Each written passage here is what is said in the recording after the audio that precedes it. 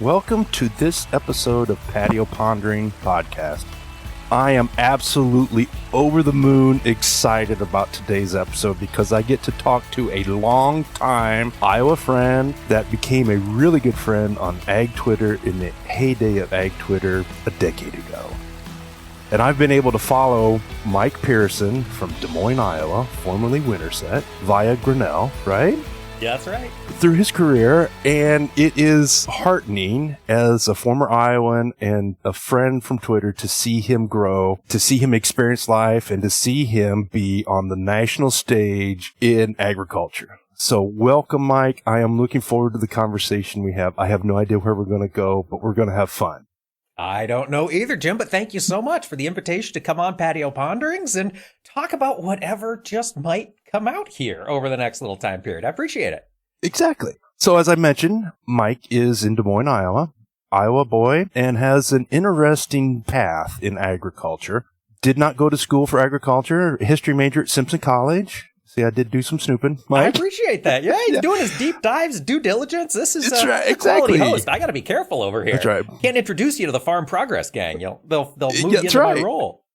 But then you had some events in your life that molded you, and you jumped into some big shoes. So can you just give us I call it the 30,000-foot view. That's kind of cliche, but give us an overview of what you've done since you left Simpson.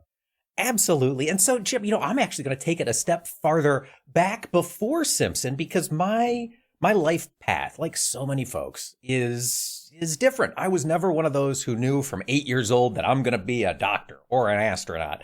I never knew that. I wanted life to be fun and engaging, and I wanted to keep busy.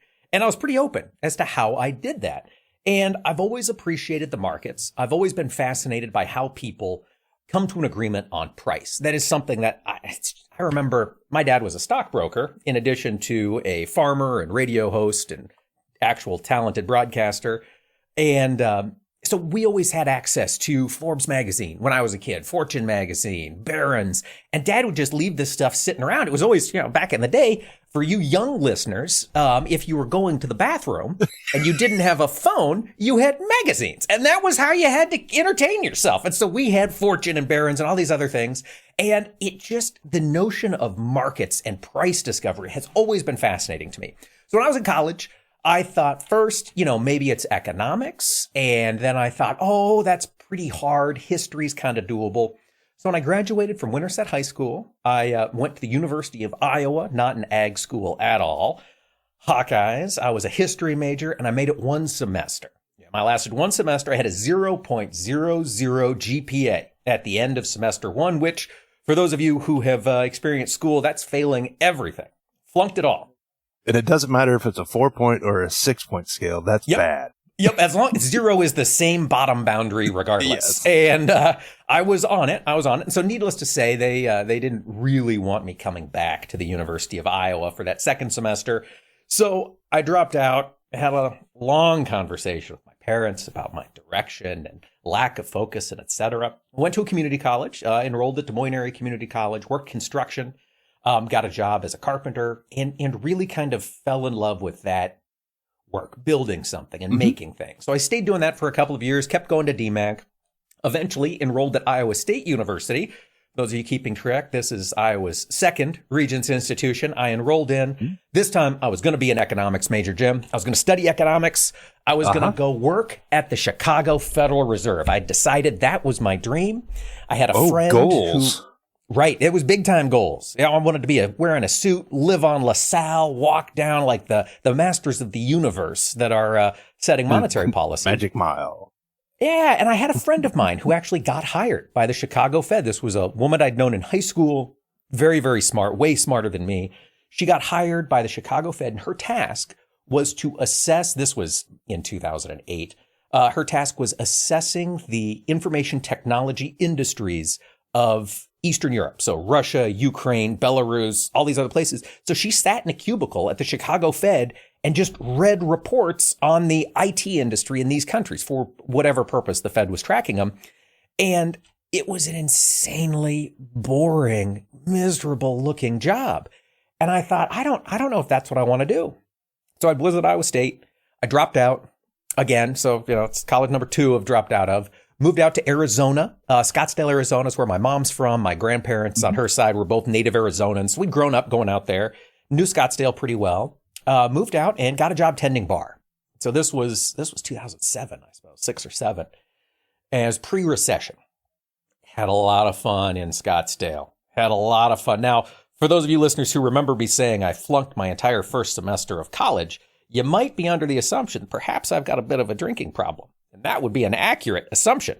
And it turns out being a bartender is maybe not the best gig when you've got perhaps a drinking problem burgeoning yourself. So worked as a bartender for a year. On top of, I mean, you got a really good foundation. I was layering some high risk behaviors, Jim, is what I was doing, and ended up getting 2 DUIs that year in Scottsdale, Arizona, just about 4 months apart from one another, which is a great way to wake up. I didn't hurt anybody, thank God. I totaled a vehicle.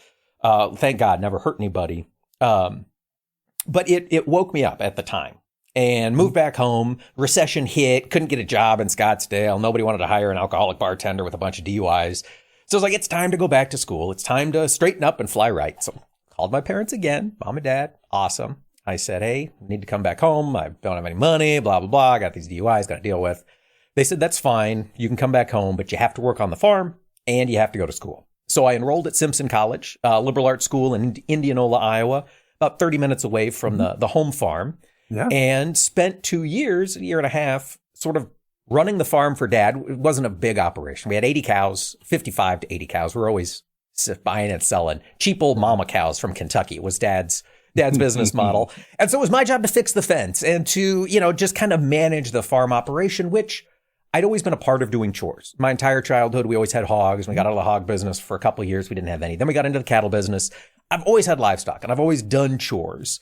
But this was the first time that I really had some ownership and some ability to, and not real ownership. Dad wasn't cutting me any money, but I felt like I could make the decisions. I got to determine where the cattle grazed. I, rearranged our lower pastures so they had a little bit better, did a lot of mowing.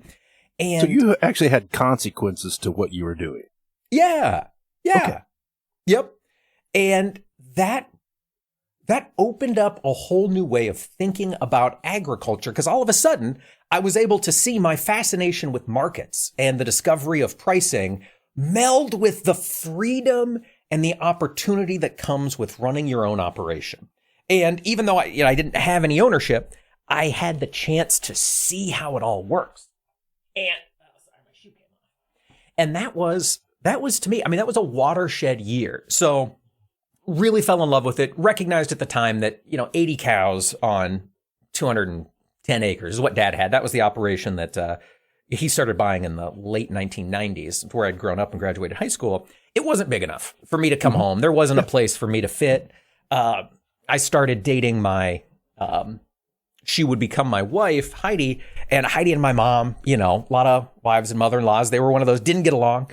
Neither one wanted to live right next to the other. So working the home farm wasn't going to be an option. Heidi and I got married, graduated college, moved to Grinnell, Iowa, and took an internship right after graduation, just before I got married. Worked for a summer.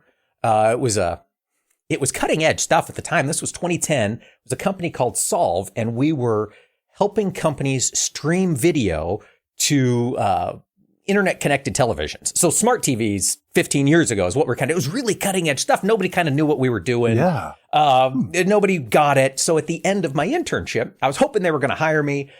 Heidi and I were going to get married on Labor Day weekend. And then we were going to live in Grinnell. I had an apartment. She was going to move in with me and we were going to stay there and I was going to work for this company. Well, on the Friday, the day before my wedding, they said, Mike, we don't have any money. We won't be able to employ you come Monday. Or Tuesday, because Monday was Labor Day. They're like, so you don't have a job come Tuesday. You're welcome to come into the office, but we don't have any money. And I was like, oh, okay. All right. So Heidi and I got married. We moved into my apartment and then I started looking for work. And Heidi, to her credit, she had been working at Wells Fargo. She transferred in as a teller at the local Wells Fargo. So we had income, which was awesome. Was that part of your vows? You told her in front of the preacher, hey, by the way, I love you. I do. I lost my job. Right. I love you, and I'm glad you have a savings account. Yes, that was the vows. And it took about 2 months of folks around town kind of introducing me around. And I got plugged in with the Iowa Transportation Museum. And my degree was in history from Simpson College. So this was a good fit.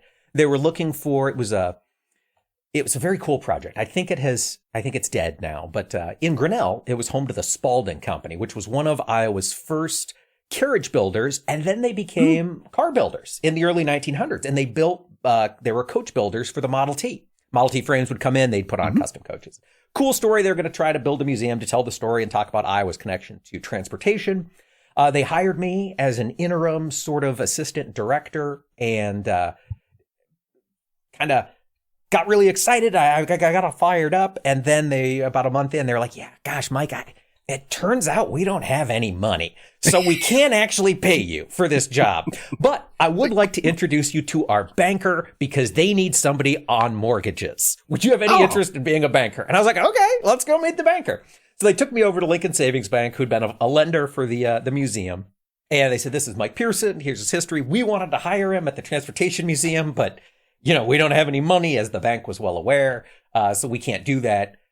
But maybe he'd be a fit for you. So we had a great conversation with Rich Gogg, the bank manager at the time. I didn't have any banking experience other than as a borrower.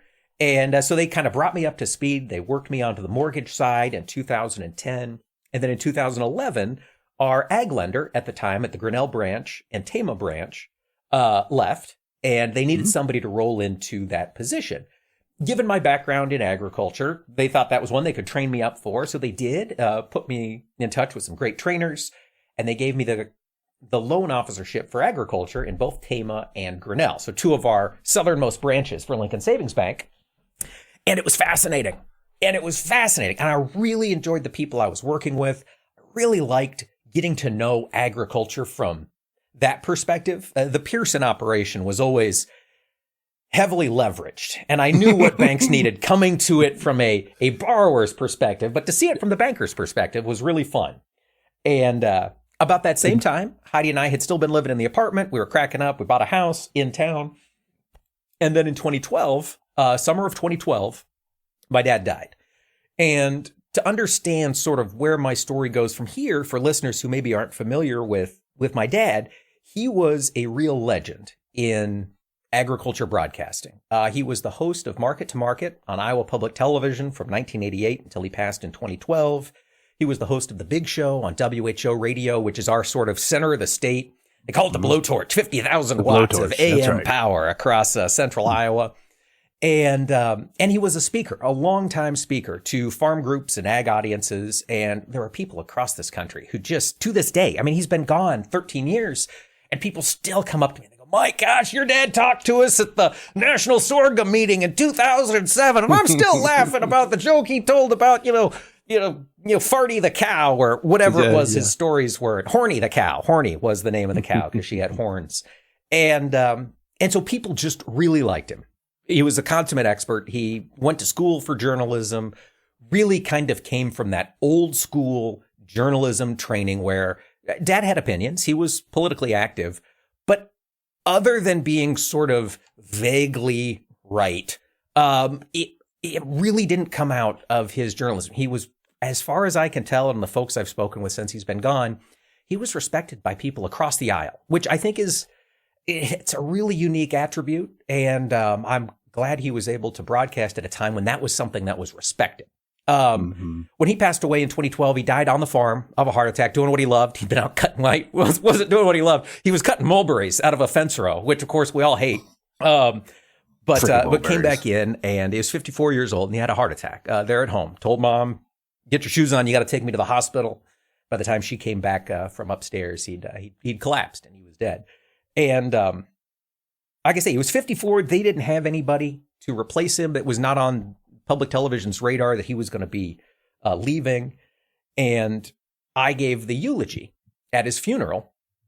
The producers for Market to Market were in the audience, and they'd come, and they heard me give the eulogy, and they were impressed at how well I could speak. And they called me about a week later and said, hey, we heard you give the eulogy. We don't have anybody to host Dad's show, host Market to Market.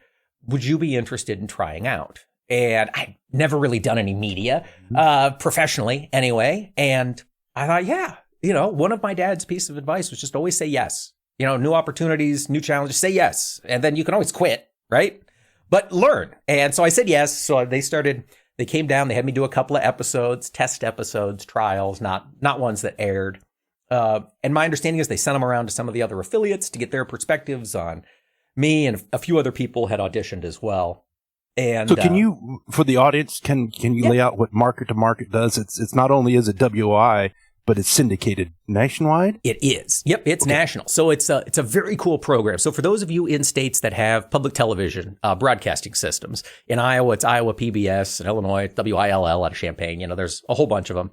Market to Market was the first, I believe, and listeners, call me out if you know of a different example, but I believe it was the first televised commodity market specific program on TV. It was cutting edge, started back in 1976 or 77 by a man named Chet Randolph. He was a commodities broker. And in the 70s, the markets were rocking and rolling. Things were starting to move. He thought farmers needed to be taking advantage of these futures markets. So we got to teach people about them. So they created Market to Market. It's a 30-minute program. And it's basically 15 minutes of, call it news magazine stories, beautifully shot video, 3 to 5 minute stories about interesting things happening in the industry. And then it's 15 minutes of market conversation with hopefully a respected market expert. And I got to know many, many, many really smart people who are regular analysts on Market to Market. And that records Thursday for a Friday evening broadcast, right? So it's even cooler than that. It's one of the only programs I'm aware of that runs live to tape. So we generally would get one shot at recording it.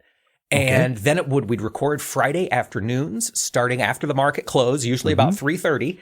And then it would be up on the satellite and out to all of our affiliates by 6 p.m. Friday. So we had 3 hours every week, basically, to produce this whole show. And as the host, my duties were really minimal. I had to read the script that the producers wrote for their video segments, their stories. And then my responsibility was being able to carry a conversation for 12 to 15 minutes about the commodity markets. And so you had a live podcast. I did. I mean, back before podcasts were even a thing, we were podcasting. Yeah. And so I got started in summer of 2012. In fact, Jim, you remember summer of 2012, right? It was the drought summer. My first show, my first ever televised appearance was like July 7th or 8th. It was after the July WASD that first cut the U.S. corn crop in 2012. And so my first show, Sue Martin was our analyst. And I don't know if your audience has ever heard Sue Martin. She's from Webster City, Iowa.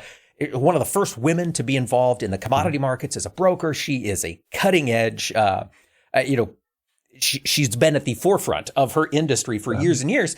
And the producers wanted to schedule Sue as my first interview because she's been doing it so long that they figured if I froze on camera, and we had one take to do it, they figured Sue would at least be able to talk through 15 minutes if Mike was utterly incompetent. So we had Sue Martin on, and we started talking rally. So that my first summer in TV was one of the most exciting summers in the commodity markets.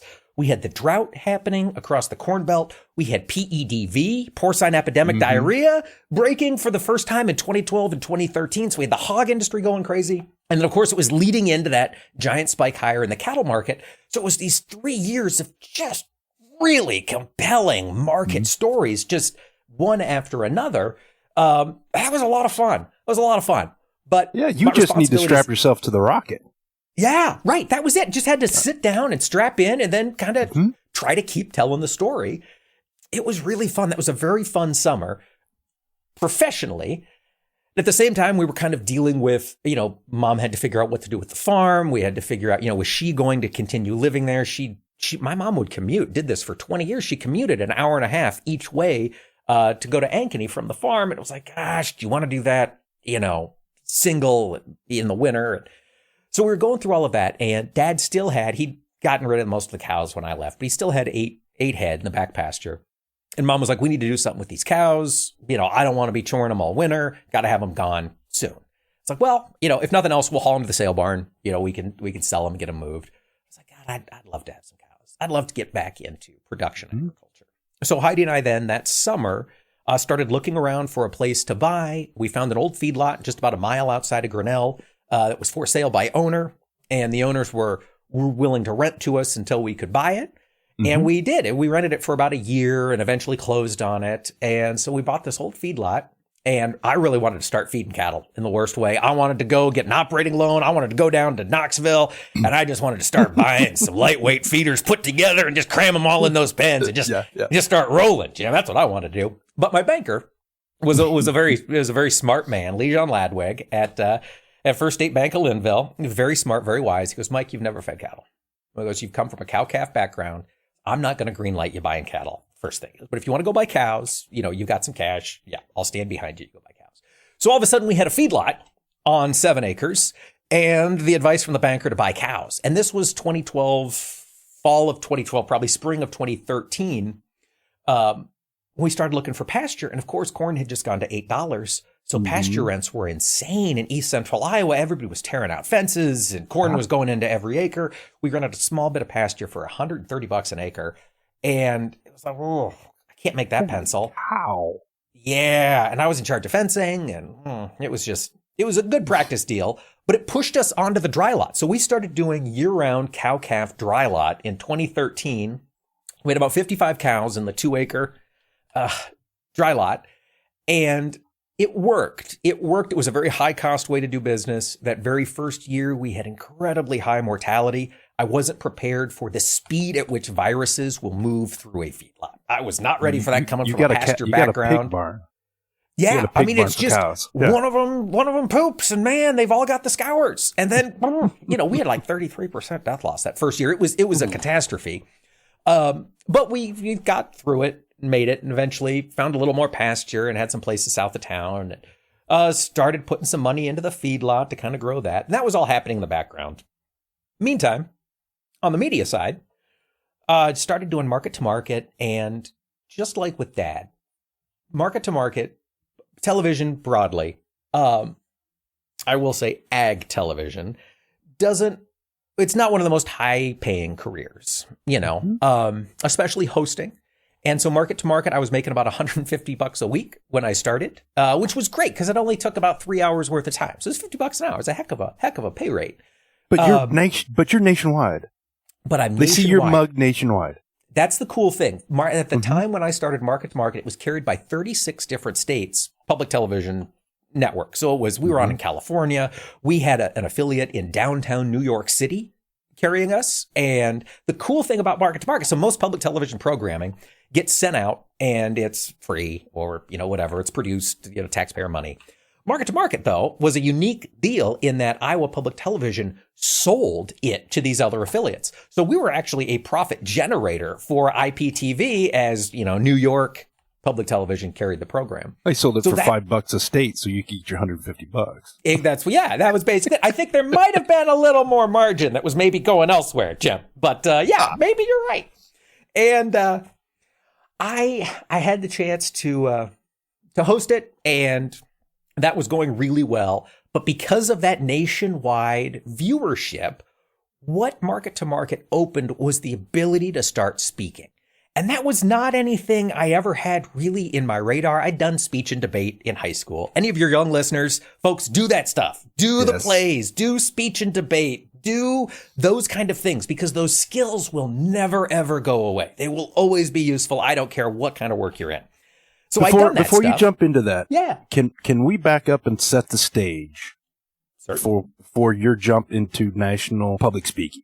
Yes. Your father died, you did the eulogy, and within days, you're in his shoes at Ames doing market to market. Yeah. Right. Yep. And you're about 10 days after he died. And you've got a new wife. Mm-hmm. And you decide you're going to take on the cattle. Mm-hmm. So you're trying to grieve your father while you're riding this rocket ship at the same time. Yeah. Correct? Or I was riding that rocket ship so I didn't have to grieve. I think might have been it was a way to keep busy with everything falling around us, at least on the dad side of things. So let's go back to what you talked about at the very beginning when we were talking about those bricks of addiction. Were you self-medicating as well as riding that rocket? So we'll go back to that 2007, my DUIs back then. When I moved back home in 2008, part of the requirements were you have to not drink. My parents said, you have to go get treatment. You have to figure out a way to move forward. Did your parents drink? Socially, Dad liked a Crown and Coke, and Mom would drink wine, but neither one just were for big foundation. alcoholics. Yeah, my grandpa, my mom's dad. That's where my alcoholism comes from. He would slug back a gallon of Gallo wine at night. That was my grandpa's style. Because it used to come in that gallon round shape. You know what I'm talking about? The giant glass jugs with the looks hook like on a it. crock with a little handle. Yeah. Like got triple X's on it, old timey, whiskey bottles. Yeah. Welcome to Gen X nostalgia. That's what my grandpa would drink. He'd sit there in his den with his leather barrel chairs and just drink wine out of a kitchen glass. So I came by my alcoholism, honestly, Okay. But I'd gotten sober in 2008. So from 2008 through 2011, I was sober. Halloween 2011, had a little relapse, went and the country club Halloween party, had myself a couple of cocktails, and then got back on the wagon. Told my wife was with me at the time. Said, I got drunk on Saturday. So it was ugly, but then I was sober again after that until 2016. So from 2008 through 2016, I really didn't drink except for that one occasion on Halloween. And then we'll get to 2016. That was when I started self-medicating. But you were going through this grieving process without self-medicating, which is a good thing. Yeah, it was. Yeah. It was. Okay. So sorry to derail us, but now that kind of laid the foundation. So you were exposed to this nationwide exposure of, hey, I could go do your winter meeting, right? Is that where you were going? And that's where this opened up. So like that fall of 2012. So it was like September, October of 2012, Nebraska Bankers Association, which had for probably 25 years had used my dad every other year as one of their keynote speakers for one of their banking conventions.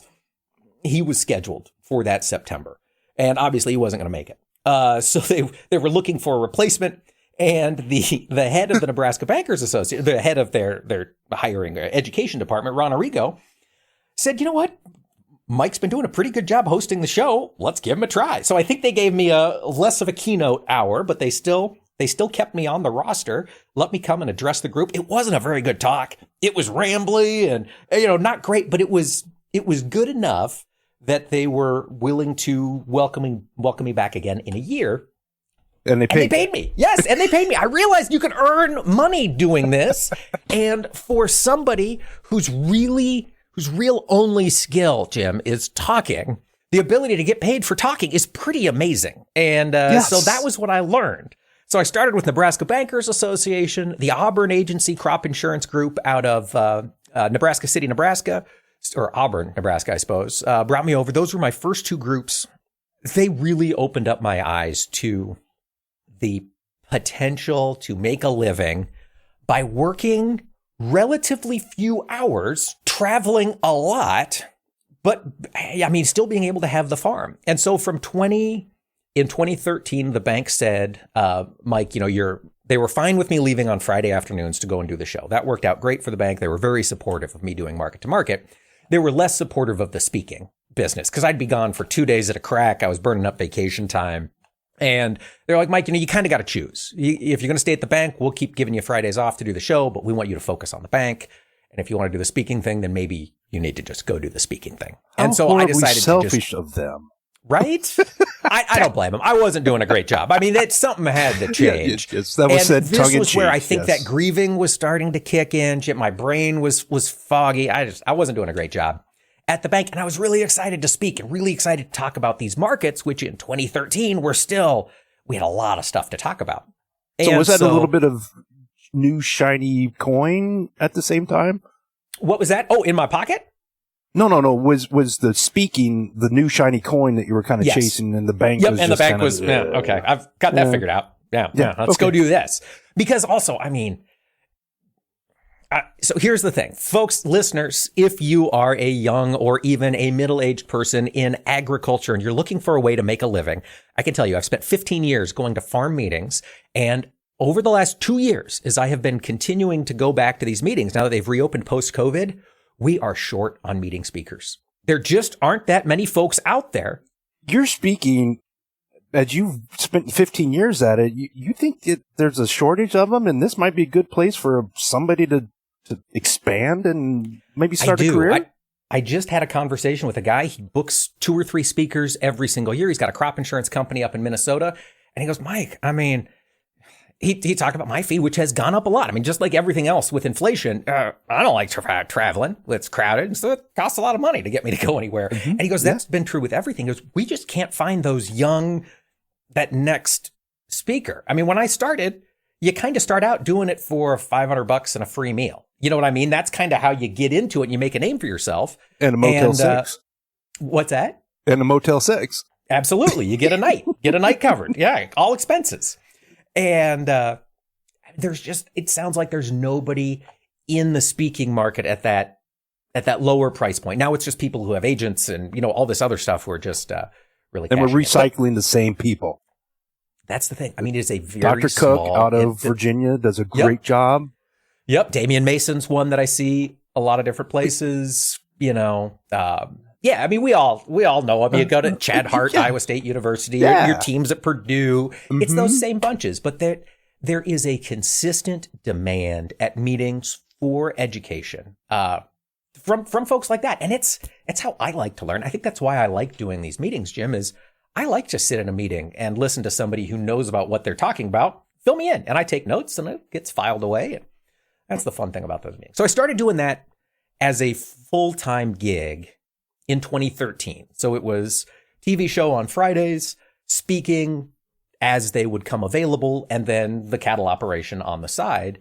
And that worked. That worked from 2013, 2014, 2015, 2016. It was a pretty good concern. And we were growing the cattle operation at the time.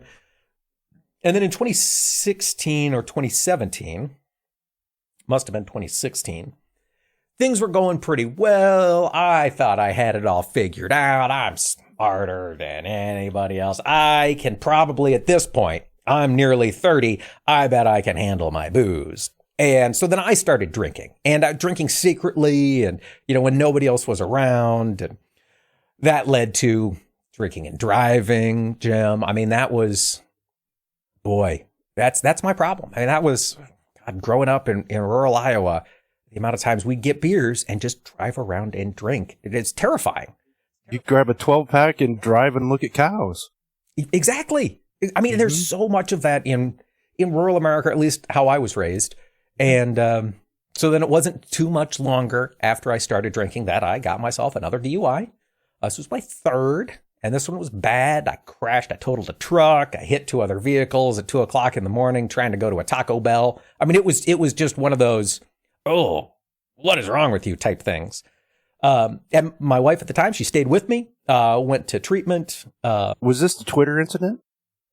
The Twitter incident. When your wife went on Twitter and says, has anybody seen my husband? That was the one that ended my marriage. So this first one was at home.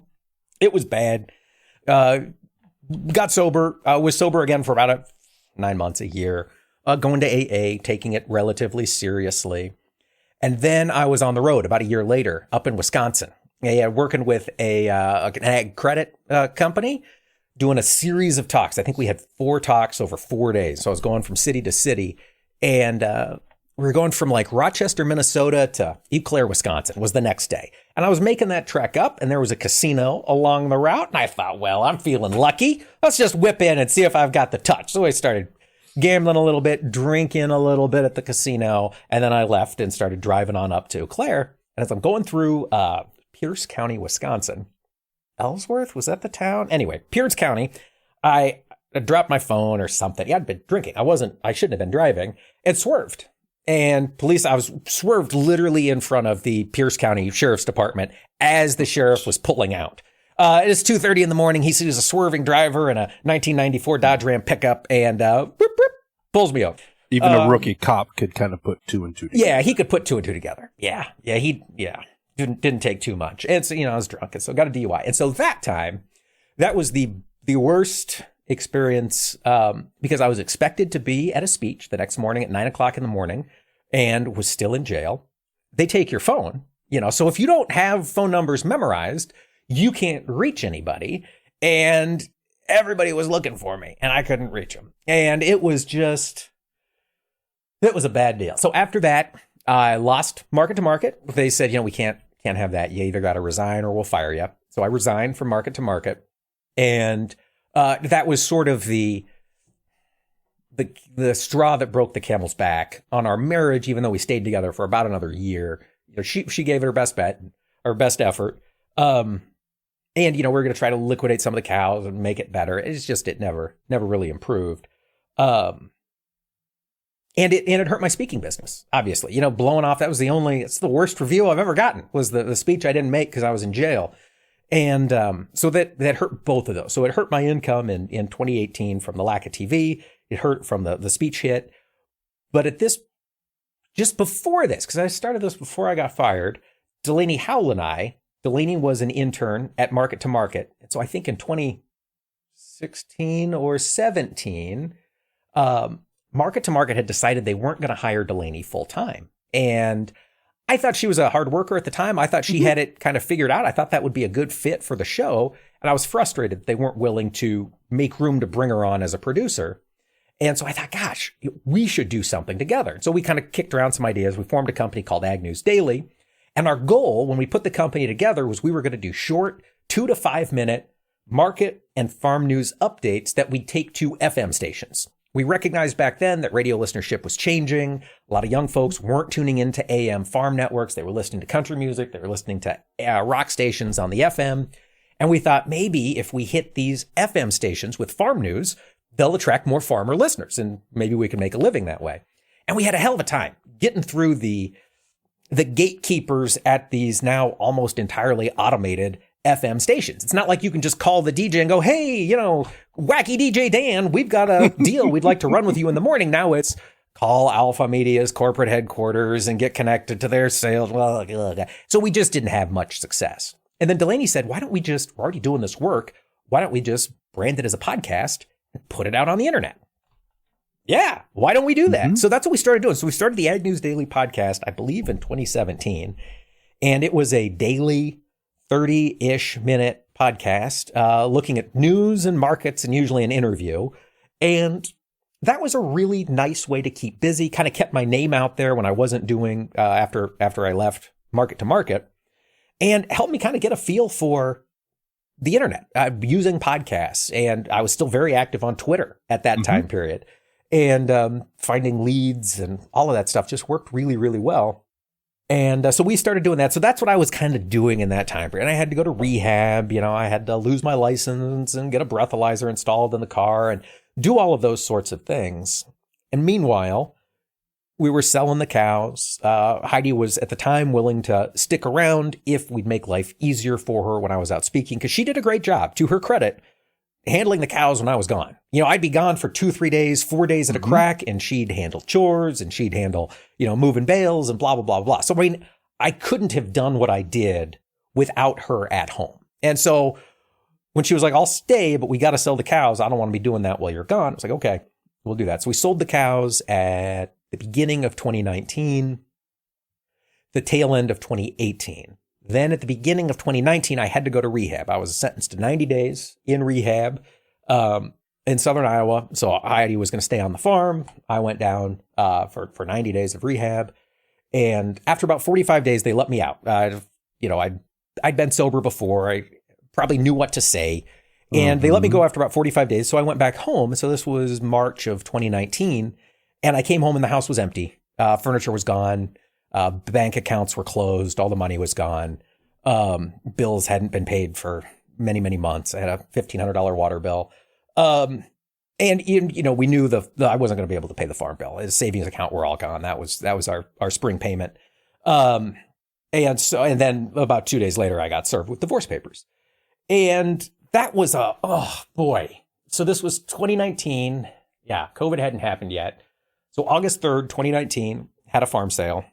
And that was probably, I mean, following the death of Dad, that farm sale was probably one of the more depressing days of my life. I sat there. We had to, I wanted to do it back in like June, but Heidi said she couldn't do it then. She was going to be out of town. So we had to push it till August, and then she didn't come. And so I just sat there and I watched, you know, people haggle over all the stuff I'd spent 10 years trying to buy at nickel and dime. I paid $100 for that wrench set, and they bought it for $5. Yep. right? Yep, that's what that was. Mm-hmm. That's what they were. God darn it. That one still got the sticker on it, boys. Come on. Throw those hands in the air.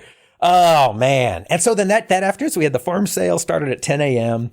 By about 2 p.m., it was pretty well winding down. And I took, some clothes and my bike and a few other things. And I packed it all inside my two-door 1978 Lincoln Continental. And I drove to Chicago. And I moved into my apartment on the lakefront on August 3rd, 2019. I didn't have any furniture. I had one lawn chair that I put in my really expensive apartment's living room and thought, boy, I'm in Chicago now. I got a job working for Zaner Ag Hedge. A lot of the audience might know Ted Seifert. He's the mouthpiece. He's the head of Zaner Ag Hedge. And he had told me years ago, if you ever need work, give me a call. And so I did. Summer of 2019, need work and health insurance. And so I called Ted and they hired me. And it was kind of a unique position. Given my DUIs, I'm a felon. Those last two, those were felonies. And so it's tough to get a job in a regulated industry as a felon. Luckily, my felonies are pretty easy to explain. It wasn't financial chicanery, which is what they're most concerned about. There's a lot of alcoholics in the world of commodity trading. So they were pretty understanding, right? Who'd have guessed? If you've ever been to Ceres down at the bottom of the Board of Trade. Have you ever been to Ceres? You walk out the door and it's right there. Yes, it is. Yes, it is. You get your glass of Maker's Mark and a glass of Coke when you get your whiskey and Coke. So they thought, it would be tough to get me approved as a broker, but I could be a lead generator. And so I'd continue doing my speeches. We'd put Zaner Ag Hedge on all my slides. I'd say, folks, if you want to work with a broker, I can connect you with great ones here. And then I'd earn a little spiff on whatever business I was able to bring in. Sweet deal. So I started that in September, October, really kind of got rocking and rolling. We went down early 2020 to Commodity Classic in San Antonio. Had a great time there. Things were starting to go well. Speaking business was coming back. And then so this was March. Yeah. Okay. March of 2020. Yes. February, March of 2020. Right in there. And because the bad things, I remember from March 10th, that was when my first speech delay happened. I think we had one coming at the end of March or early April, and they were like, we don't know about this COVID stuff. We're going to go ahead and delay it 60 days, 90 days, whatever it was. That was the first thing. And then from March 10th through the end of March, I had about $180,000 worth of speeches cancel or delay in that 20-day window. Yeah, which sucked. And when COVID first started, there were no bailout plans for well-paid public speakers. They just didn't exist. I couldn't qualify as self-employed at the time. So I hadn't paid taxes. So I didn't have that proof at hand, right? That's incompetence on my part. And then, there was no unemployment insurance because I'd earned too much to qualify for it the year before. And now it just went to zero. COVID sucked. And also in February, my divorce had been finalized. And so when it was finalized, you had to write a little check and it had to do a monthly payment to her because I didn't have the income to pay her off all at once. But I was like, well, that's no big deal. We'll get this done. It took most of my savings that I'd amassed. We'll get that out of the way. And then speaking's going to be huge this year and I'll make my commission from Zaner and things will be great. And then COVID hit. And then it all went to zero. So we had 2 months of nothing. And remember, commission-based at Zaner. So if I'm not out talking, bringing in leads, there's no real income coming from there either. I had a $2,600 a month lease, lakefront, Chicago. Yeah. Oh, I thought I was going to crush it. Jim, I thought I was going to be a millionaire. No, I'm just betting on the come is what I was doing. And needless to say, it didn't come. And so then it was bad, 2020, just kept getting worse. Then, of course, you remember was it Memorial Day 2020 and George Floyd started and the protests and the riots started. And I was not in the loop, but I was at the corner of Randolph and Lakeshore and right next to the bridges they were raising and the looting. And I was like, boy, $2,600 to not make any money, to not be able to go outside. I just need to go back to Des Moines. And my girlfriend and her daughter were here in Des Moines the whole time anyway. So in June, it was like, gosh, what am I doing in Chicago? And I came back to Des Moines and been back here ever since. Okay. Interesting.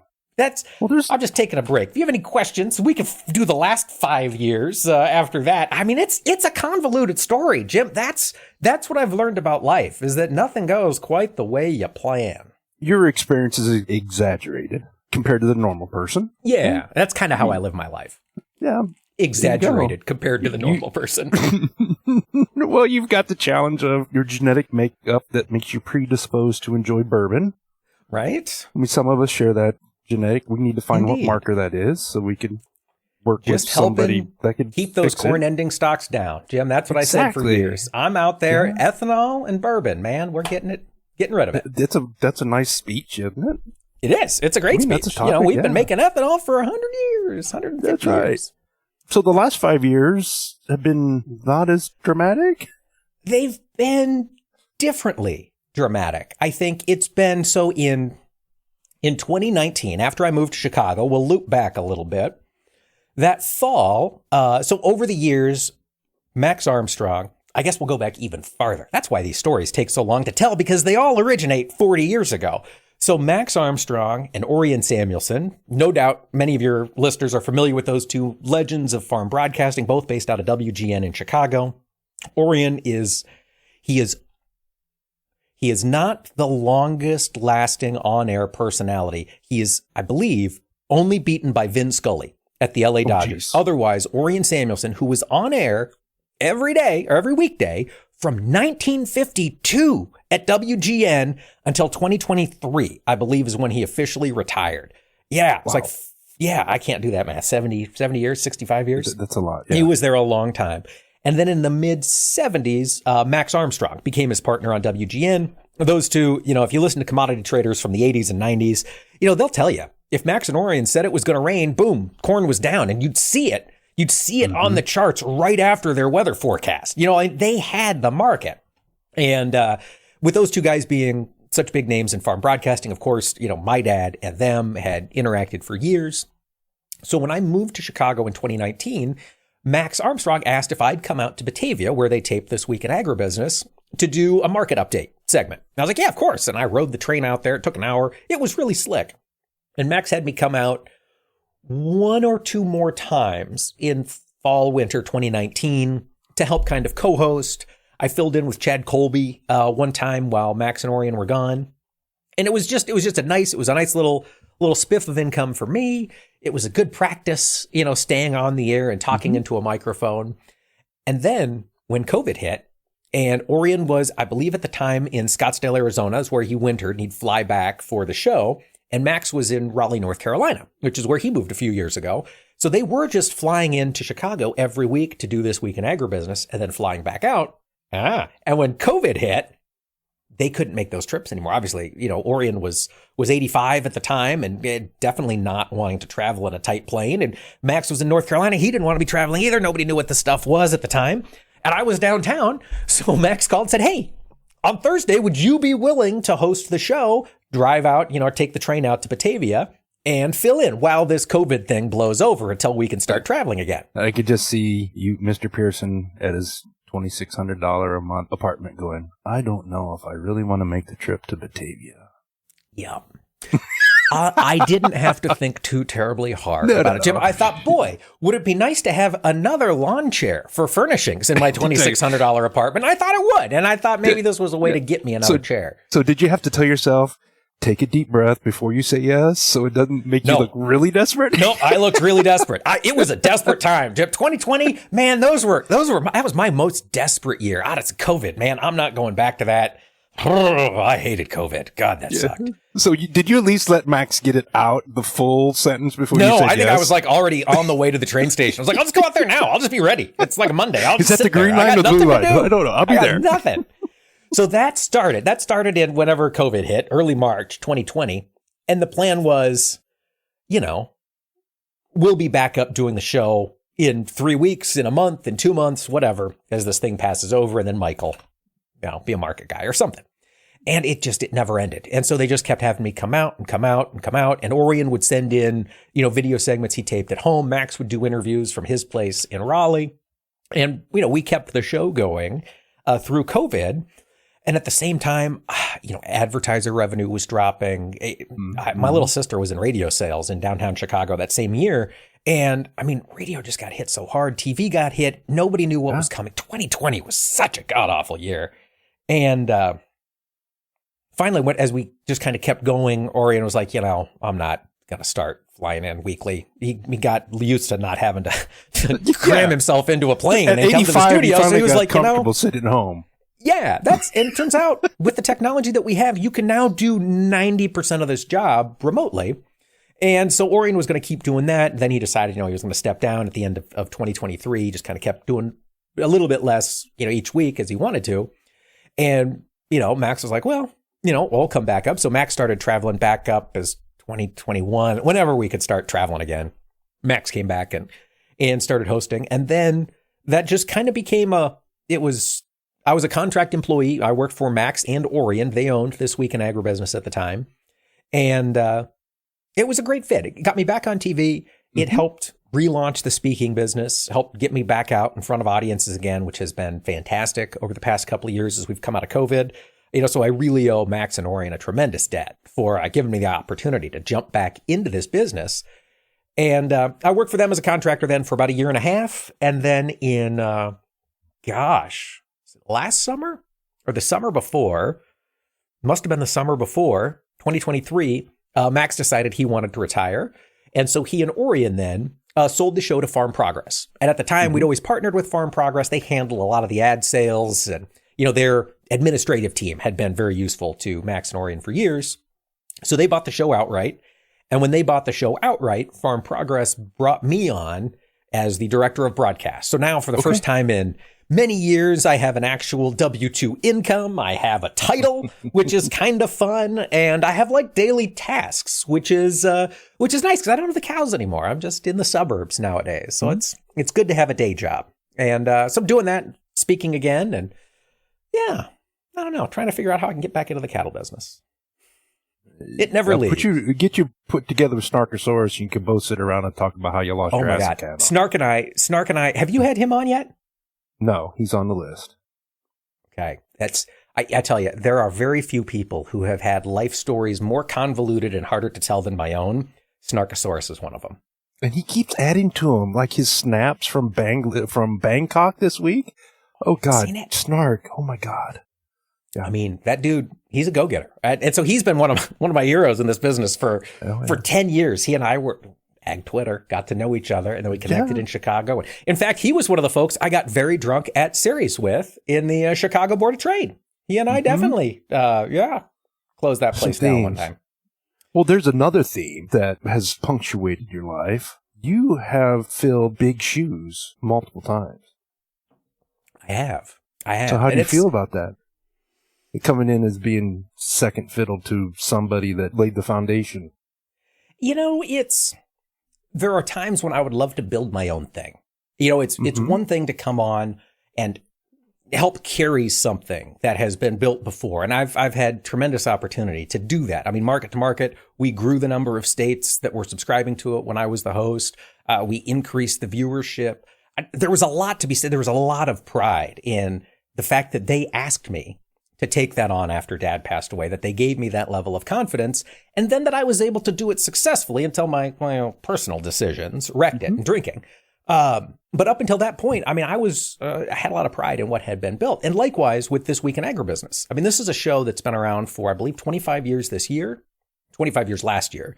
And we're still looking to grow it. We're still finding new areas that are exciting.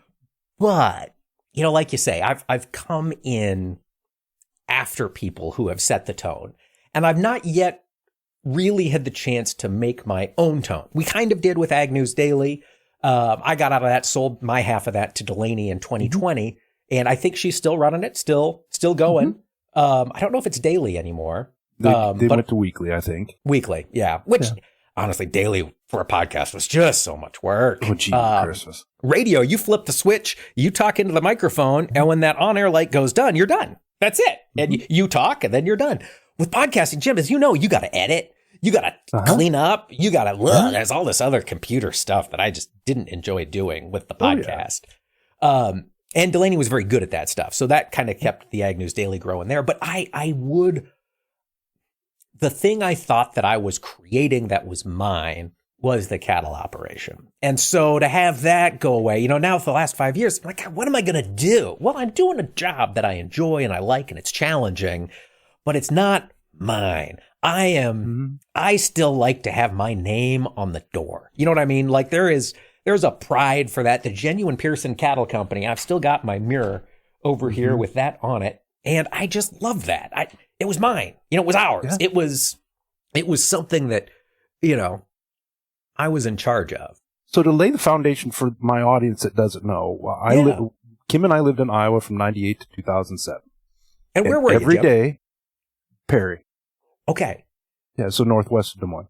Southwest corner of Boone County. So we were a mile from Greene and 3 miles from Dallas County. Our kids would have gone to Perry High School. Okay. Yeah. And so you would triangulate to Ames and Des Moines. It was equidistant. So that's why my wife went to Iowa State for vet school. Gotcha. So, but every day at 11:30, it was WHO. And the entire time I was there, it was your dad. And who was his partner? Dadgummit. That would have been Gary Wergen. Yes. Or was it Bob Flynn?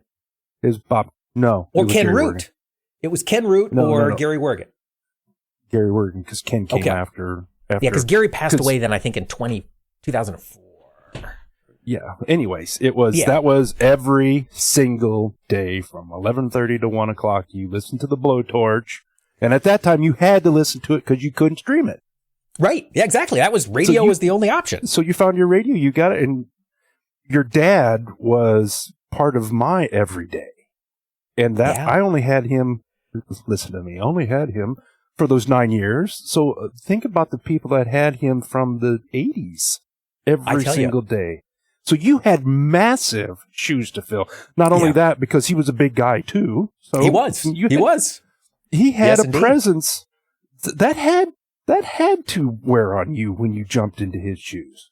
You know, I think it did. And I think it was one of those things that I wasn't, like I say, back in that 2012, 2013 time period, I think the level of work I was doing was in a large part maybe so I didn't have to think about what this meant or what the implications were of me taking over. It's just like, well, I just got another speech. I'm just going to go do it. Let's just keep moving forward.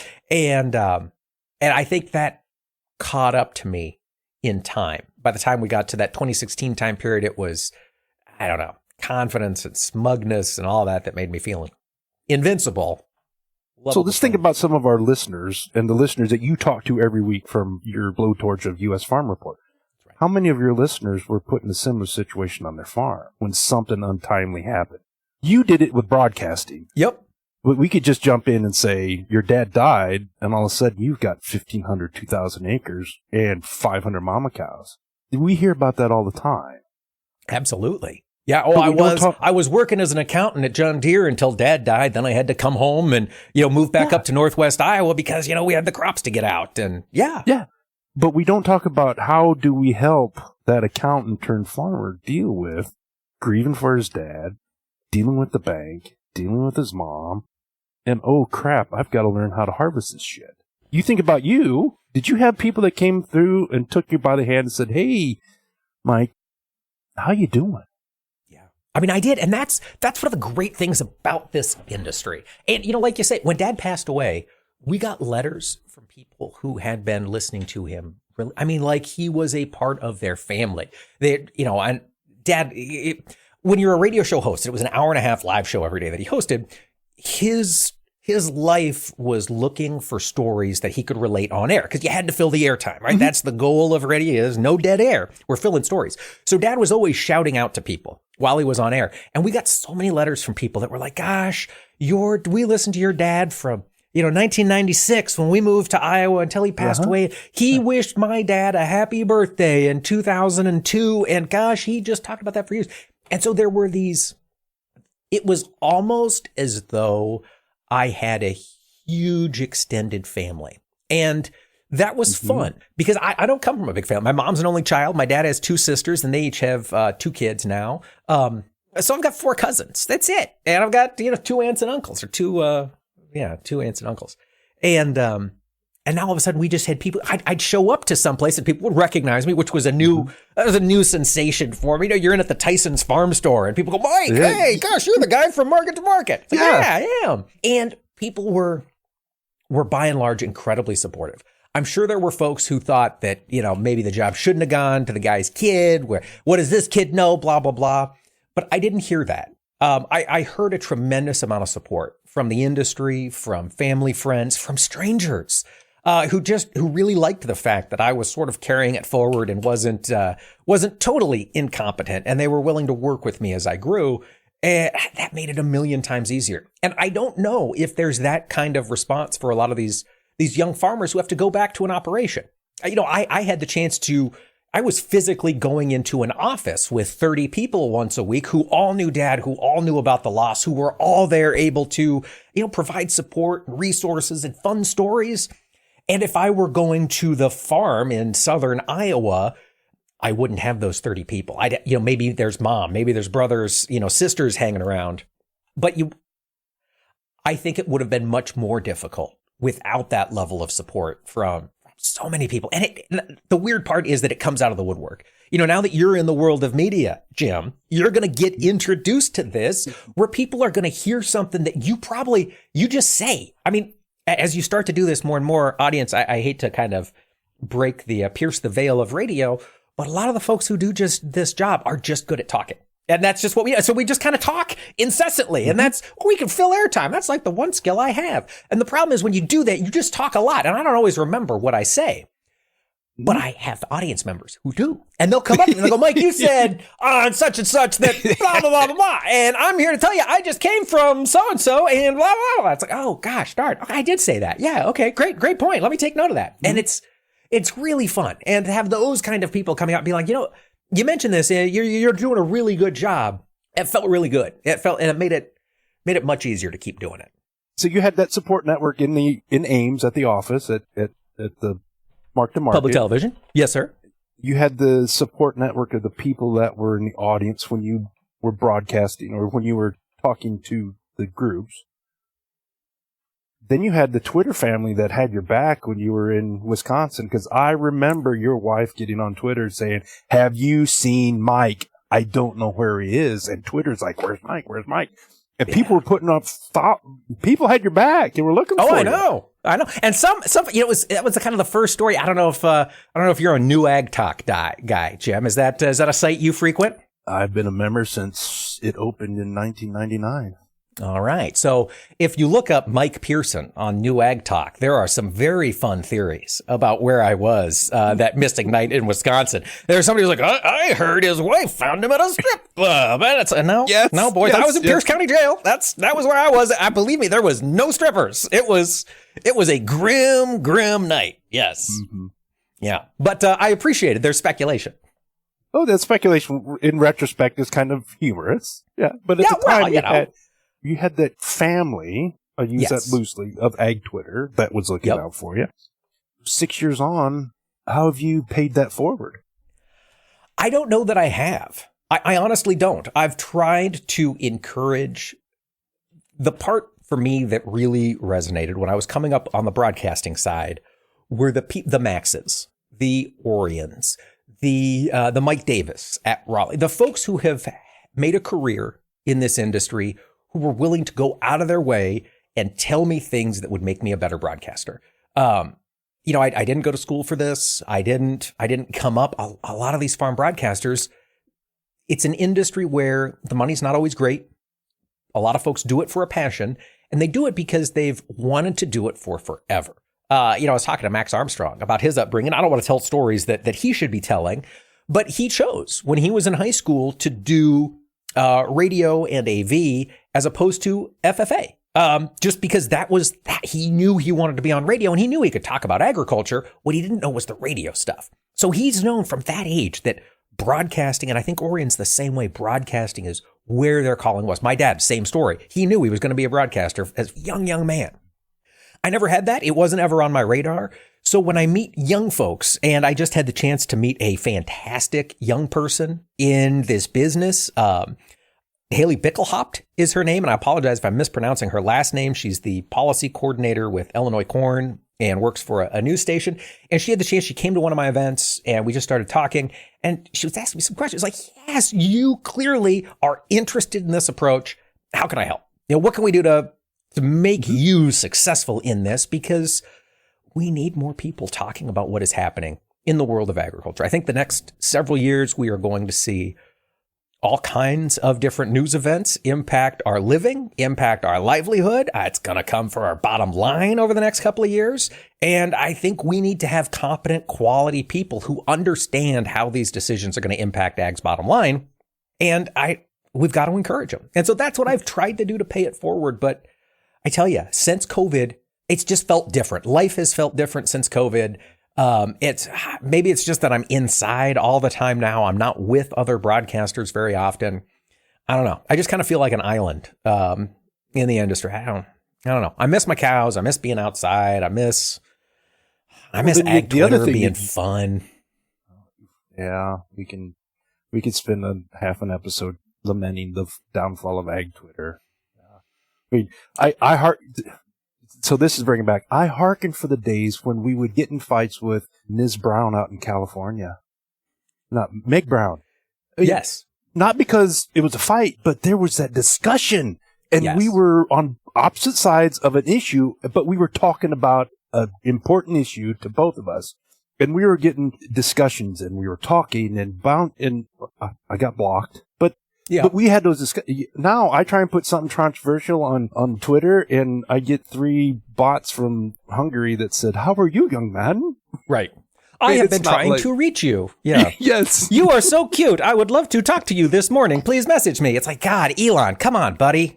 Lay off the feds and let's fix Twitter. Come on. Yeah.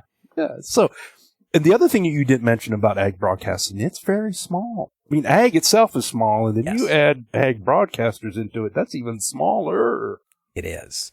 It is, and it has been for years, but I think that's changing. You know, I've been a member of the National Association of Farm Broadcasters since 2015 or 16, something like that. Great group, huge supporter of what they do. I think we need farm broadcasters on rural radio. I think we need AM radio. All those things are true.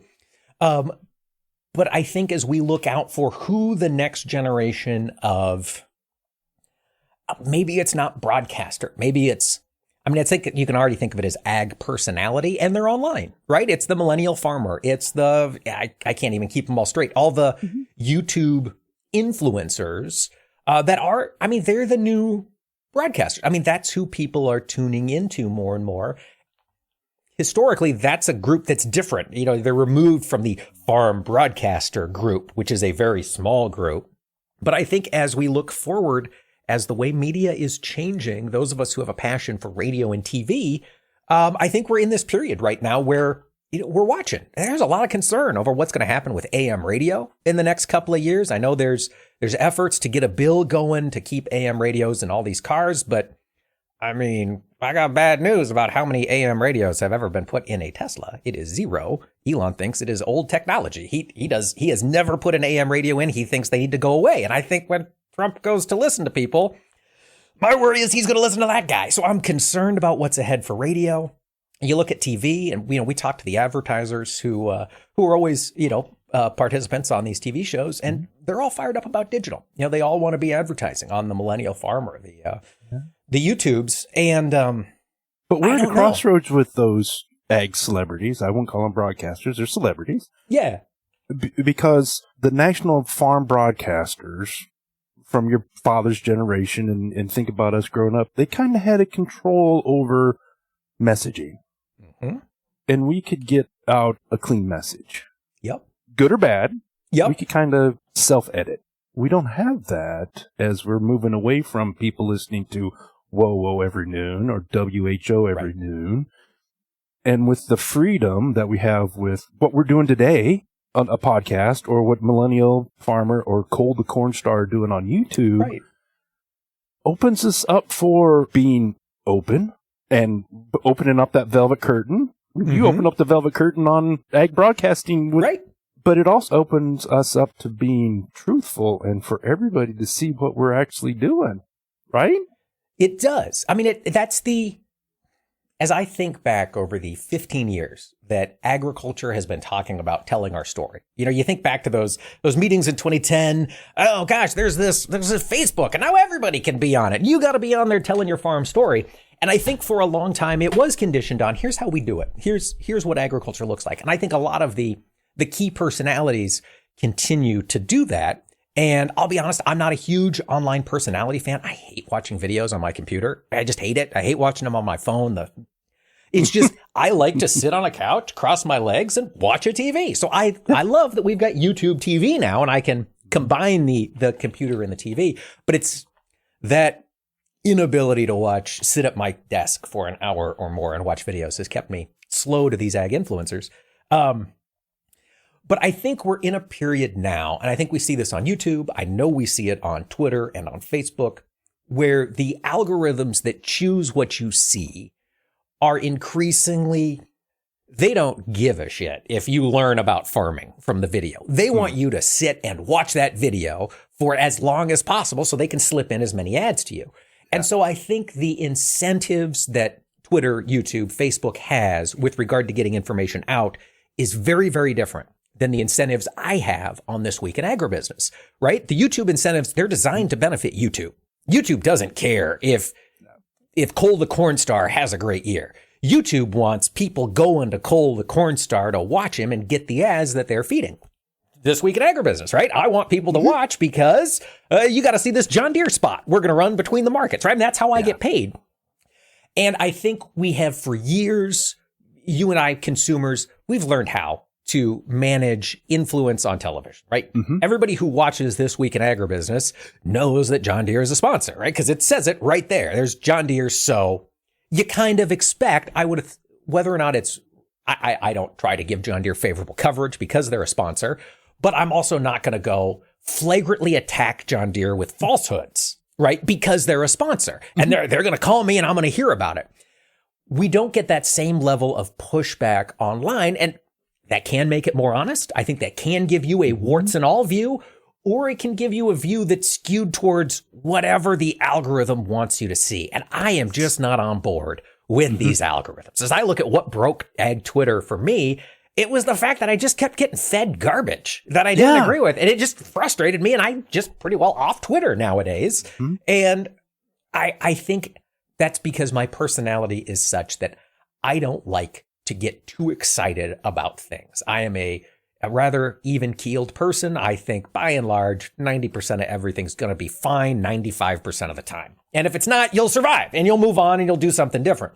I don't believe in freaking out and but online conversation, online news sources, they're all based on the freak out. I mean, my entire Facebook for the past week has been, thank God we're firing all these fat waste federal employees. God, we got to cut these probationary losers. So that's one tack. And then just, a post below it is, my name is Michelle and I'm a federal worker. I have a PhD and I've worked for years for the Forest Service. And now they've said that, and it's like, God, it's neither one of those are the truth, right? Yes. We're not just cutting the fat. We are cutting very, very valuable positions at USDA and at APHIS. We're doing that. It's going to be really bad, specifically for pesticide regulations over the next 4 years. We are not going to get new pesticide labels and we're still going to require them. And half that staff is gone. That's bad news, right? But also there's a lot of fat in the government that we could be cutting out. But neither one of these groups are talking about the actual facts. They're just making claims, and it's those claims that are driving hits, and those hits are driving dollars into their pockets, so they're going to keep making claims. And I just worry that it's a vicious cycle that's just going to get uglier and uglier and uglier over the next couple of years. And I don't know. I'm trying not to be too negative, Jim, but I am, so I'm going to try to change my mindset. We don't have that keel that ag broadcasting was. Where you could get out some facts. And the ag broadcaster might not come in and say, hey, I saw this TikTok video of this idiot farmer in Alabama that is using Safeguard off-label. So we're going to combat that. But you had stories that talked about, here's how we raise livestock, or here's this, but it was that keel. We don't have that. We still have the keel, but the keel's a lot shorter. It's on that little sailboat that you were drinking on Sailorville. Yes. It was not the keel that use in America's Cup. I mean, right. Yeah, exactly. Exactly. And it's much easier to flip a boat with a small keel. It's much easier. And I think about that TikTok example of that farmer off-label use of Safeguard drench. And there were so many of my friends that are farmers that were like, this is wrong, this is wrong, this is wrong, they got 5,000 views compared to his 500,000. And you've got the consumer that was going, oh, I never knew that. And oh, that's such a great way you're taking care of your animals. Yes, he was taking care of his animals by deworming them. Great. But he was doing it the wrong friggin' way. So that's the challenge that we have as we get in this new media is tell your story, but what's the keel that helps us make sure that the story is not right, but clean, but on message. I don't want to sound like I'm sitting here trying to edit the world, but we need a fine line between truth and being told what's truth. Yes. Right? And I think you hit the nail on the head there. And I think the pushback that the broadcast industry, the news on TV and radio is feeling is that for 30 years, 40 years, 50 years, I don't know, conventional broadcasters have believed that we are in the business of reporting the truth, right? We have the truth and we are going to dispense it to you. And I think what's happened is we've caught on to a fact that I think back to our childhood with Cronkite. Yeah. Right. 6 o'clock every day, Peter Jennings, Cronkite, the news, and here's the truth, right? Yep. And if he didn't say it, it wasn't terribly relevant. You didn't know about it, right? If he didn't say it, unless it was in the paper because it wasn't popping up on your Twitter. But now I think we're entering a period of, if you look at history, I mean, I'm of the mindset that we have really only been in modern history since about 1870, about 1850. We've just seen so much change. And now we're going to start to see sort of the next iteration of that over the next 15 years. And in that time, basically the push has been standardize everything, right? We're going to take all of the news that's out there and we're going to condense it into an hour-long news program. There'll be 3 of them. It's Murrow, it's Cronkite, it's the other guy. You can tune into those 3. That's your news. And then in the morning, you're going to get up, you're going to go get some Kellogg's breakfast cereal and some whole milk and all of America. This is the breakfast for you. Pair it with a banana. You've got a balanced breakfast. And I think what we're finding is that for a lot of people, that bowl of breakfast cereal is like maybe the worst thing to have for breakfast, right? As we learn more about our bodies and, we're loading up with carbs and sugar in the morning. And, now we feel like crap at 11. We get that now. Okay, that was not the best breakfast. And I think we're seeing a similar reassessment of how we've gotten our news. We've gone, God, that was the news that they wanted me to get. I want the news that I want. How do I get that? Well, I go on Twitter. I go on the internet. I go on Google. I go to ChatGPT. I get on TikTok, whatever. And as we continue to individualize and kind of go away from these more easily accessible blocks, right? I mean, I don't know. I just feel like we are individualizing more and more and more in this country. And I think that is long-term a benefit. I mean, I think the more we're able to do the things that we feel make us stronger, whether it's eating what we want or getting the news information that we want, we're better off. But I mean, so much of these news sources anymore, there's a staggering amount of unverifiable news stories. And when I say news stories, I'm talking about things that are shared on Twitter and Facebook that are, Doge has eliminated $55 billion worth of waste and fraud and blah, blah, blah. And then there's no link. There's no way to back up that claim. Or the flip side, it's Doge is out kicking puppies in the street. Here's video proof of, and then there's no link, right? And I just think, guys, if you're going to be sharing information on the internet, please share a link to the source. And whatever source, we can suss out our own sources.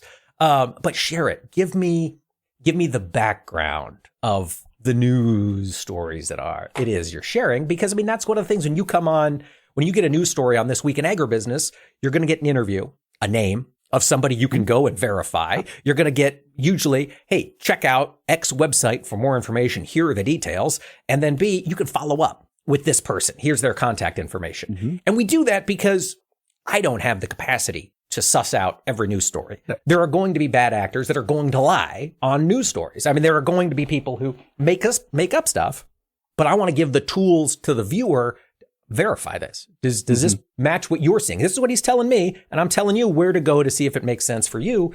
And I don't think we see enough of that online, and I think that should change. I think we just have to demand it as consumers of news. Quit clicking on posts that are just BS stuff from an old crackpot.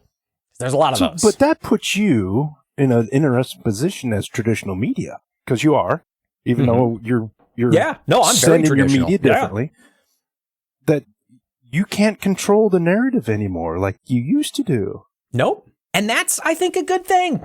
You know, you look at, I mean, anytime narratives get controlled, you're not getting the whole truth, right? I mean, that's the nature of the control. We're going to keep some relevant pieces out of this narrative because we want you to focus on the point and the story. Mm-hmm. And now that we don't have that control, it's a lot more stressful in traditional media because the stories change so quickly nowadays where they didn't before, because so many people are adding new things constantly and these stories kind of take on a life of their own.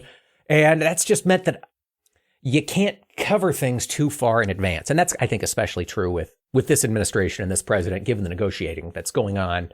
That's stressful. Well, think about press media. Indiana Prairie Farmer would have Chris Hurt come on. Yep. And he would write an article about the hog market. Mm-hmm. And it came out 3 weeks after the article was written. Mm-hmm. And you're like, oh, hey, Chris Hurt says the hog market's going to change because the Hog and Pig Report 2 months ago said this. You can't do that now. No. Because that story changed an hour after he submitted it. Because something new happened. PED came out. JBS blew up. You know, whatever. Yeah. ASF found in China. You know, whatever. Yeah. But yeah, so we have to balance that. And to balance the quick news, getting the information out. Here's what's really happening on my farm with the message that we need to have from ag. And I think back to another person that I'm blocked on Snapchat and Twitter, lives in Iowa. Oh. A veterinarian had just pulled a calf, did a C-section. Okay. And had a picture of the chute, the cow, the calf, and blood everywhere. You know. Oh, yeah. And somebody shared it. Hey, we saved this calf. Look what this vet did. This personality from Iowa come on and said, we have to do better, ag. You can't show all this blood. How horrible of you. And I came back and said, what are you talking about? This is the truth. This is what happens. Right. We see blood every day. There's more blood on the television show you watch at 10 o'clock on NBC than there is in this picture of saving this calf. Well, we got into a fight and I got blocked, but we're trying to cleanse the message when in fact that is a truthful message, right? Right. Now, was the person that blocked you a professor? No. Oh, okay. No, not a professor. I'll have to get the name from you later. Now with TikTok, we're taking a video of that vet cutting a calf out. Live. If people are watching. Yeah. Yes. I pulled a lamb almost on live on TikTok the other day. So we can get instantaneous sharing of ag. Yeah. And how many videos have you seen of people live from the combine cab or the whatever? I mean, we have so much power at our hand to tell the story of ag, and which is really a kind of a bullshit title. It is. It is. But, and I think that's a huge issue. We could do I don't want to get into it. I've kept you long enough today. But the story of ag, industry with a capital A, agriculture. Folks, we are not one industry. I think that's what we need to remember. I think a lot of times, particularly over the last 10 years, we were pushing people online to tell your story. We talked about that a lot. Ag needs to tell its story. The future of agriculture is in telling our story. And I think there's a lot of value to it. I'm not going to talk anybody out of telling their stories. You know, Jim, you can build tremendous relationships by doing this on the internet, and particularly if you are selling direct to consumers. But I forgot where I was going with that. It's not when one person is talking up their agriculture, it's not necessarily benefiting agriculture with a capital A all the way down the line. And I think the more we can recognize the fact that we do have disparate interests and we do have competitions in our industry. We've got cattle feeders and packers. Sure, in some groups, they're all members, but they've still got some pretty unaligned perspectives when it comes to the market. And I think the more honest we are at recognizing that, the better we are able to suss out the truth in some of these news stories. Yeah. Listeners, stay tuned for our 5-episode series talking about telling your story from the farm. It'll be a 25-hour comprehensive discussion between me and Mike Pearson. Yeah. Yep, and we would not cover it all in those 25 hours. I don't know how long I've kept you here, Jim. This is great. Sometimes I get rambly. This is long form. Yes. And however long it takes, it takes. And if I break it up into 2 episodes, we'll break it up in 2. But that's what I want. Love it. So this is all sidebar. Sharky sent me a message. We keep it at 22 or 44 minutes so we can fit. Like we were just fired up at 22 minutes. Yeah, exactly. Yep. Yeah. One of the hardest things. So this is a little inside baseball for traditional broadcast. So the interviews that you'll see on This Week in Agribusiness, we typically do them via Zoom. That was one of the COVID changes. Nobody wants to travel to a TV studio anymore for a 4-minute conversation. They're like, just Zoom it. It's like, yeah, okay, we'll just Zoom it. But those are 4-minute conversations. You know what I mean? We do a lot of live to tape because we don't always have time to edit because things move way quicker than they did 10 years ago.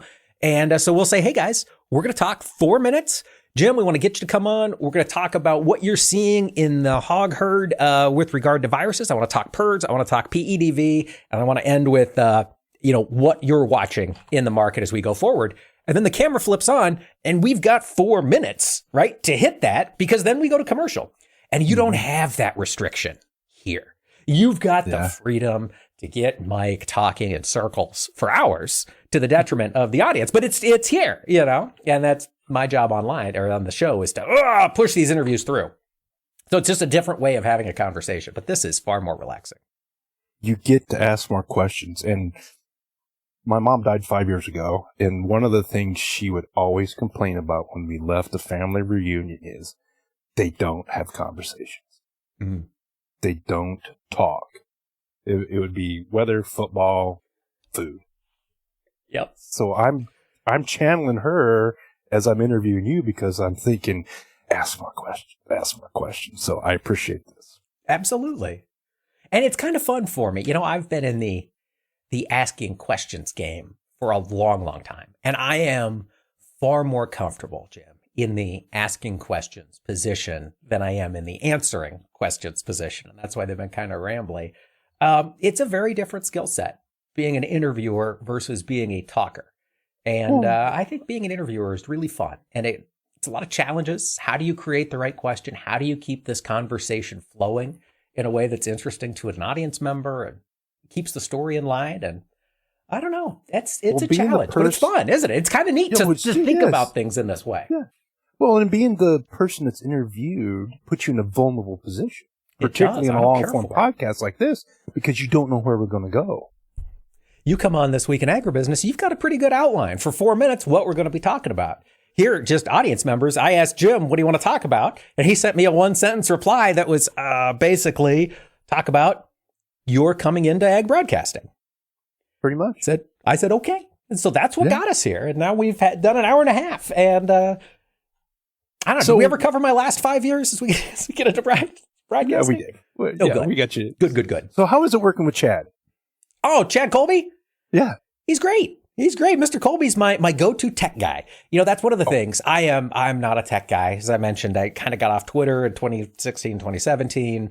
Never got on TikTok. That was one of the few. Banning TikTok was like the one Trump policy proposal that I was like, yeah, I can get in on this. And now he's turned and now he's kept it. I'm like, God dang it. That's the one. And I know people love it. I'm glad people got to keep their TikToks, but I never got onto it. So I didn't care. I'm sick of people looking at their screens. And, even though I make my living talking out of a screen, I'm just sick of seeing all these screens. But I'm sick of technology. I'm sick of computers. And so I'm tired of learning this stuff. And so now when I get told I have to do something, I reach out to Chad and I go, hey, how do I do X, Y, Z? Make it easy for me. I'm a boomer already, Jim. I'm just. Yeah, you're a boomer, but you're Gen Xer, right?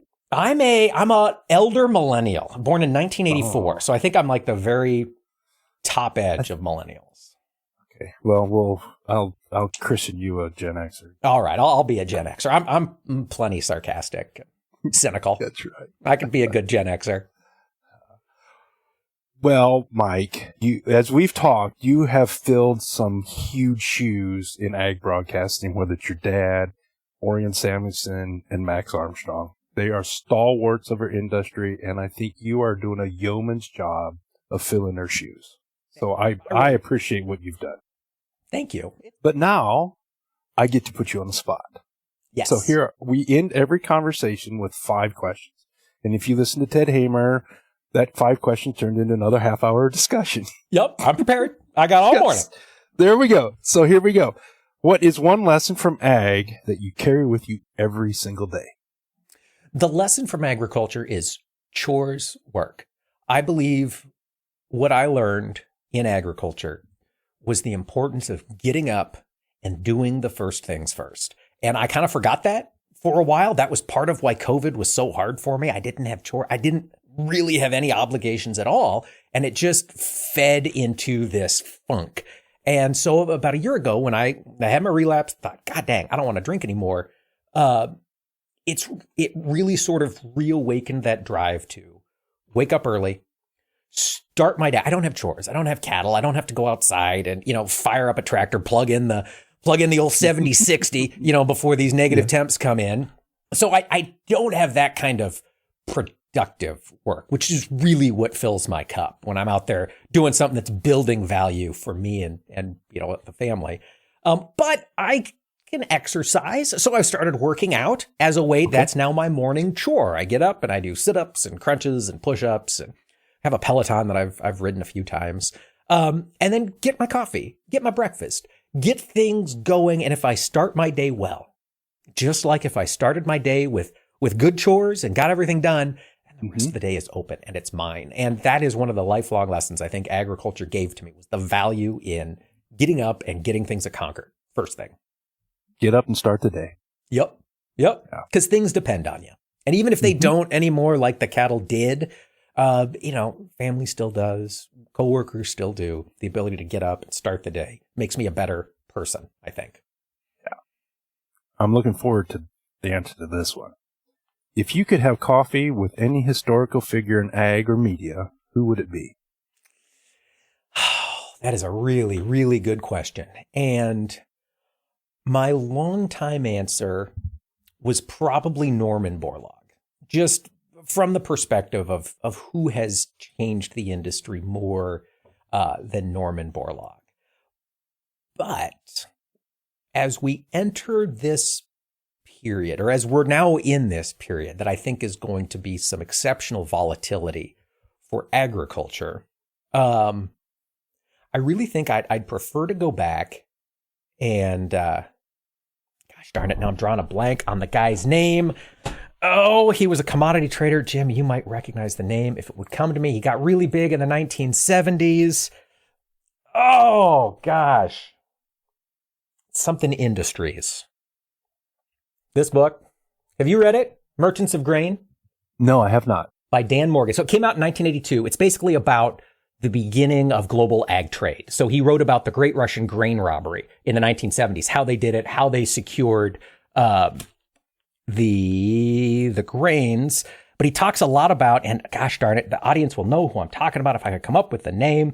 There was a commodity broker who got started in the 70s. His dad had been in the business, and he was out of Memphis, and he grew like crazy throughout the 1970s. He was able to ride the wave in the cattle business, and he wrote it, and then it collapsed. And gosh darn it, if I could think of his name, that's who I would like to talk to, because I would like to say, what did you learn in that period of volatility? And is there anything that we can take today as we look at what could be coming down the pipe in terms of how global agriculture is changing?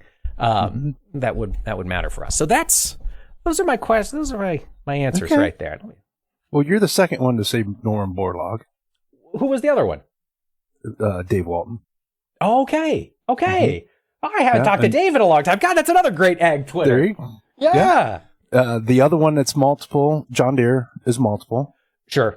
Yeah. And then the other multiple, Temple Grandin.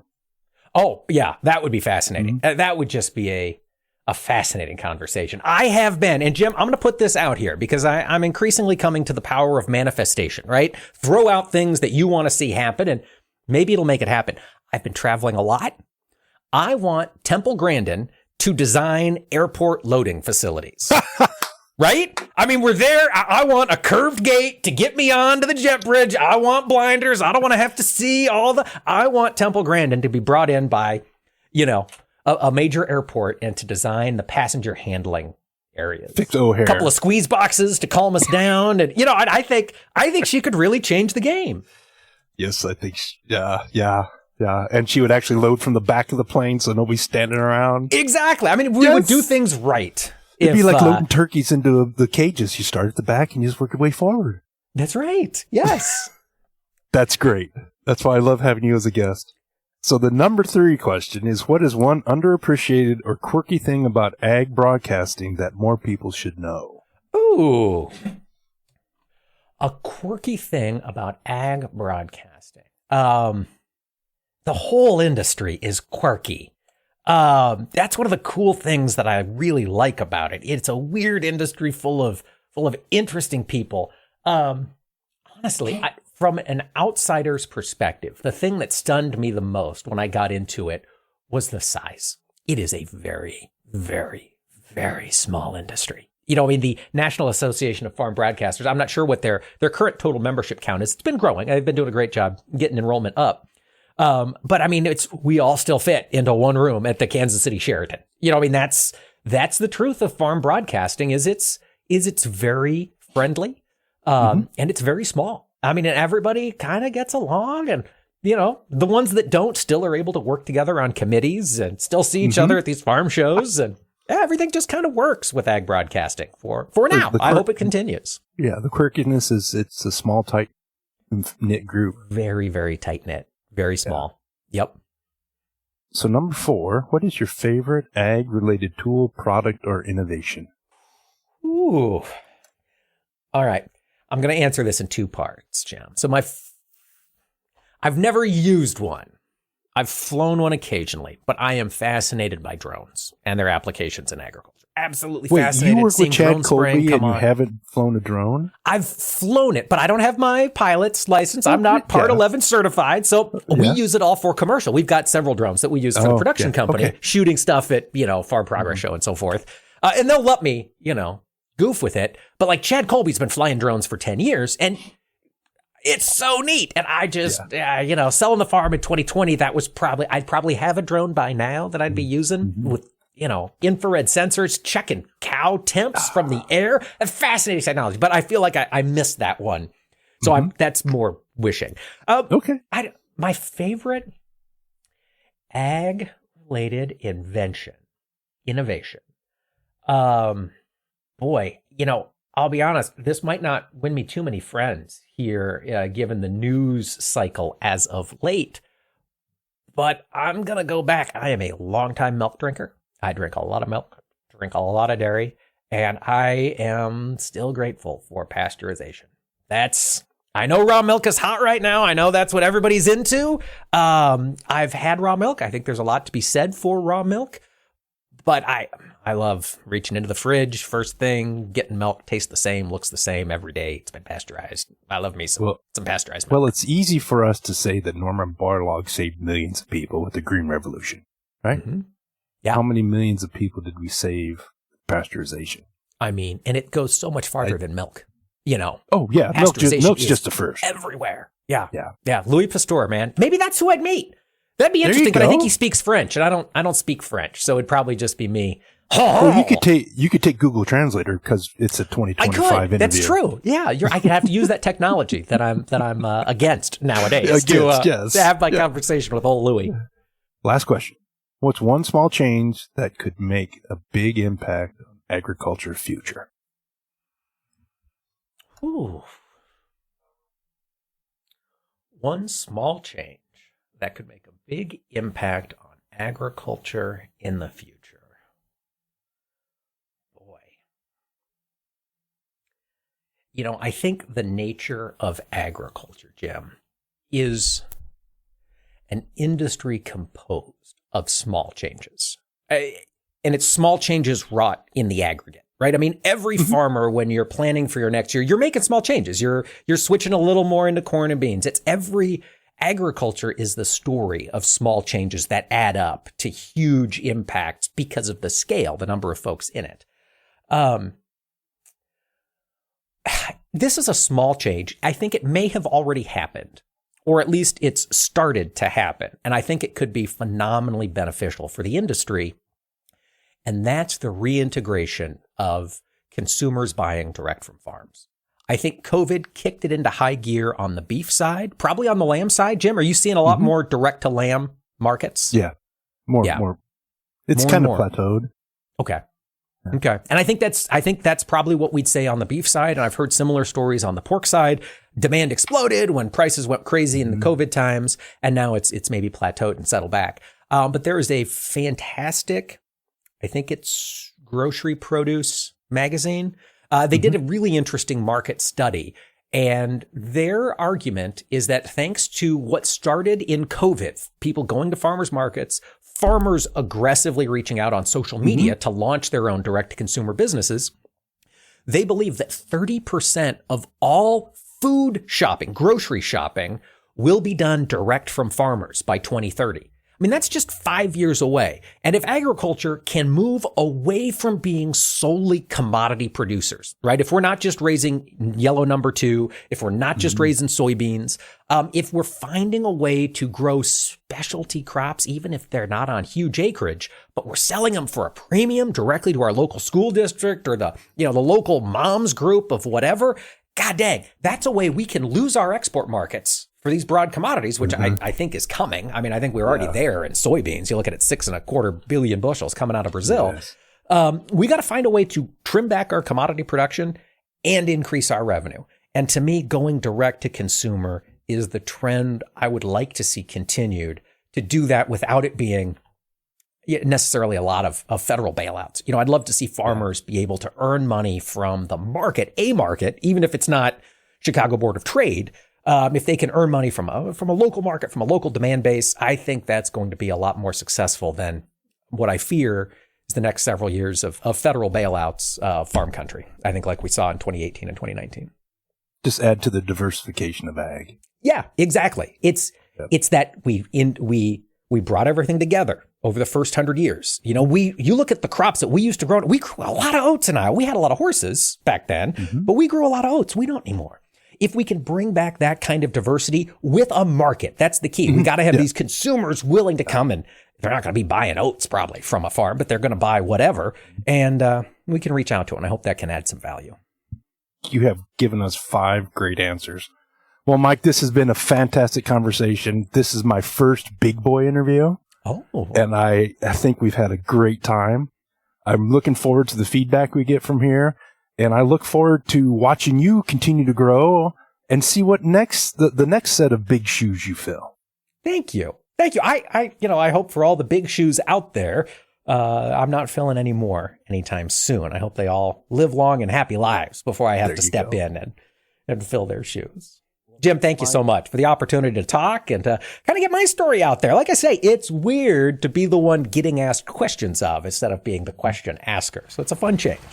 Well, I'm glad you enjoyed it. And to my audience, this is yet another illustration of how we can dig deeper into people's ag roots to see how they became the people they are today.